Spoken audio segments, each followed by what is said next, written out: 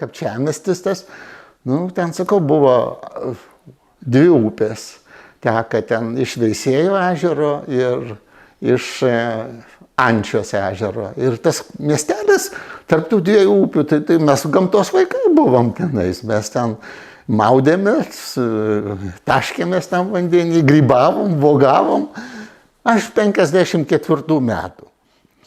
Nu, taip įdomu, dar prisimenu dar tokius, kadangi buvau toks, reiškiasi, irgi dar ne paskutinis šeimoj vaikas, reiškiasi, tai statėsi tėvai namus, tai prisimenu tą seną namą, kada vertė, tai visą laiką, reiškiasi, iš upės nešėm tuos gurguolius, kai vadina, tą sudegusio tokio metalo gabalus. Ir visą laiką ten mums aiškindavo, atnešė tą, jisai toks kurėtas, tasai metalo sulydytas akmuo kartu su metalu, viską. Ir sako, čia sudegusios kalvės, čia sudegusios amarnios. Nes kadangi namus statė, reikėjo pamatus mūryti, ten nu, tipo reikėjo labai akmenų tokių, įdėtinių tokių detalių. Nu, tai va, tai vaikai vis ir neždavom ten, paimi du ten kokie pakelį atsineši, nu ir vėl eini ten. Tai va, tas nuo to upelio ten buvo, nu gal kokie 500 metrų gal taip, kad vienoj pusėje ten yra malūnas, veikiantis buvo malūnas ir Pirmo pasaulinio karo metu ant toje vietoje, kitoje pusėje kelio, upės, buvo kalvė, amarne, kai vadino. Ir reiškiasi tie kapčiamiesčio senoliai dar, jie dar pasakodavo, kad mes prisimenam, čia mano tėvas dirbo, ten viską darė ašis.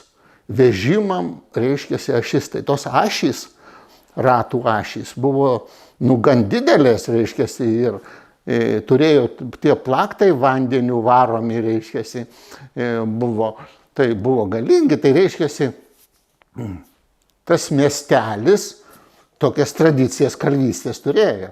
Tuo labiau, kad yra netgi toliau ten jis yra kaimas, kur kalviai vadinasi. Kaimas, kalvių kaimas. Pasirodo, ten tikrai buvo labai daug stiprių žmonių, tokių ūkininkų, kurie, reiškiasi, dirbdavo. Kalviai buvo, jie dirbo tam fabrike, bet per Pirmą pasaulinį karą sudegė, liko tik malūnas, paskui ir užtvanka išseko per audrą, nulaužė tas užtvaras ir tas malūnas toksai buvo jau tik tai elektra varomas, ne. Nuo mūsų namų gal 300 metrų buvo senos kapinės. Ten buvo Ablamovičiai, ponai, tai vadino taip. Gal iš tikrųjų, gal ir daugiau buvo ten tų ponų dvarų. Ir Pliaterytė buvo palaidota. Tai mes ten žinojom, kad ta Pliaterytė palaidota, viską buvo. Ten dar įdomi labai istorija, kad apie 60 kelintus ten tuos metus buvo, čia 61 gal metai buvo, kadangi buvo jos mirimo metinės tos 1831 metai.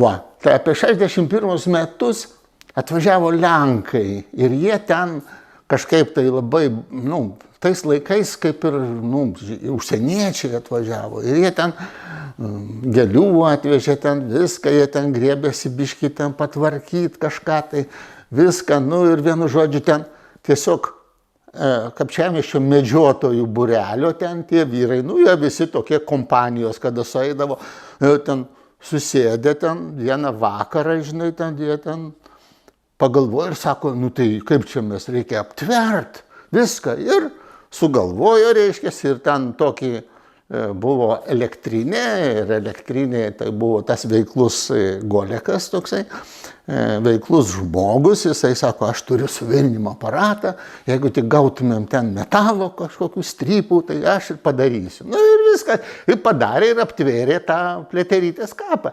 Tai iš esmės, aš sakau, ten tokia įdomi, kad ta tokia žmogiška iniciatyva, tokia paprasta, kur žmonės vis tiek kažkokios, kažką tai darė, siekė.